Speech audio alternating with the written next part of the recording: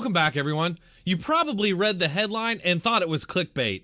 Well, no, it isn't. And in fact, it's much worse, with the host not only calling for a shadow government before an election, but also suggesting that it should be militarized. These people hate guns, unless of course they're guns being used to force their agenda on the country through a militarized armed coup. Joe Biden, in personal terms, the kind of leader he would be, that contrast is really important right now. Then do they need to do it in a bigger way? What did you just call it? The President's Daily Clown Show? That's his press briefing.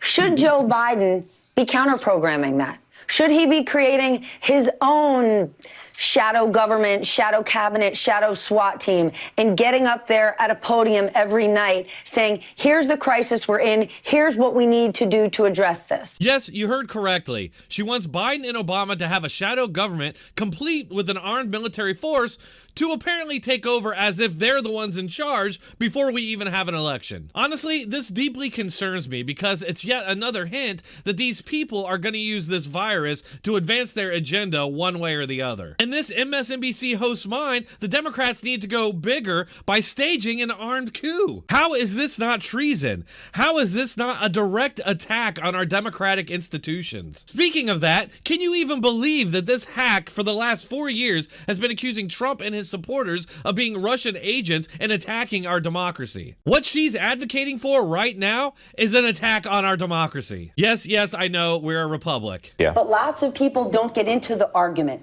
They just go, oh my gosh, socialist, I can't have that. It's going to take all my money. Let me tell you, there's one country in this world that would love for nothing more than for the Democrats and the media to launch an armed coup. It's becoming increasingly clear that our media and possibly even the Democrat Party have been compromised by China. We'll get right back to exposing the Chinese state media, but first I have a very important message about your retirement from this video's sponsor, Orion Metal Exchange. What will your savings in retirement look like once we've declared victory over the virus? Did you know that it took nearly 8 years for the markets to recover after the 2008 housing bubble crash? Yet during the crash of 2008, gold and silver surged to all-time highs. Do you really have 8 years to wait for a recovery? Many Americans use this little-known IRS qualified loophole that allows Americans to buy gold and silver with their retirement accounts. And the good guys at Orion Metal Exchange offer a no-fee transfer in as little as 2 days on most accounts. Bank of America,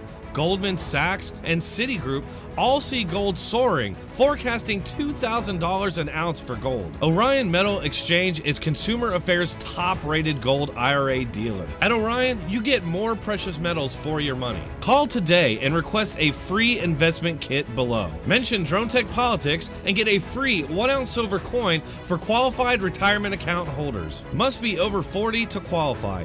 Call 866-915-5053 and get your free investment guide today. At Orion, you get more precious metals for your money every day. In regards to Stephanie Ruhle specifically, just look at how she reacted when Marco Rubio called out the media for being China's lapdog and carrying their water. With all due respect, sir, you're not immune to finger pointing yourself. Earlier this week, you called out people that share my job. I need to ask you this because I'm a journalist.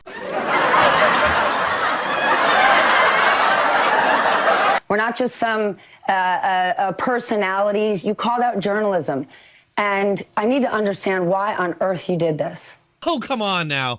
CNN just posted an article that was word for word straight from a Chinese military propaganda piece, cheerleading the PLA and claiming that they, quote, did a much better job controlling the coronavirus than the U.S. Navy. Just look at these two excerpts from each article and tell me which one came from the Chinese military. On top of that, Chinese state media actually produced a propaganda video using the words of U.S. journalists and clips from CNN and MSNBC to deflect blame for this outbreak and attack America. Why do you keep calling this the Chinese virus? Why do you keep using this? A Because lot of it people comes say from it's China. racist.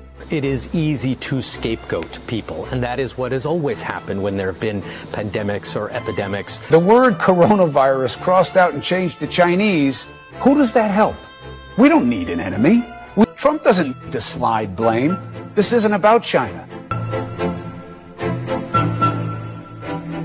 Our media has literally become the propaganda arm of the Communist Party in China. I've always warned that the left is particularly dangerous because of their willingness to rationalize any action to get what they want. That's why you should be concerned when the media and Democrats start calling Trump and his supporters an existential threat, because you can justify just about anything to deal with an existential threat. That's what we're seeing right now. We got the Democrat Party and their media aligning with America's greatest adversary, calls for armed coups by presidential candidates before an election, and censorship of all dissent. Going forward over the next few weeks, be ready for anything. That's all for this episode. Please hit that like button. It really helps the videos. Share and subscribe. If you enjoy my content and you want to support my mission, please consider subscribing to me on one of these platforms. You can find all the links in the description or pinned comment. Thanks for watching. Keep coming back.